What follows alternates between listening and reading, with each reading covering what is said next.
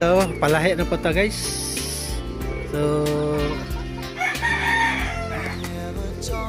atong video karon niyata sa kalapati. So, sa ganahan mo pala itong kalapati guys. Natay available lang mga kalapati. Okay.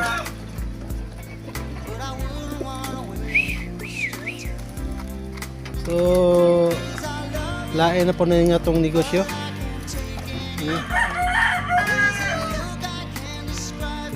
Kalapati ba?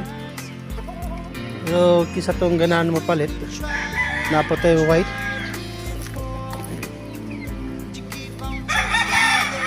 So, ito na yung ganahan bitaw. Ang palit o puti. Pangkasal. So, natin piso bago pa.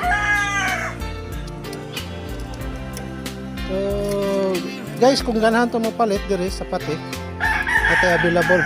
Alin lang ni sa Basak. Sa Nicolas.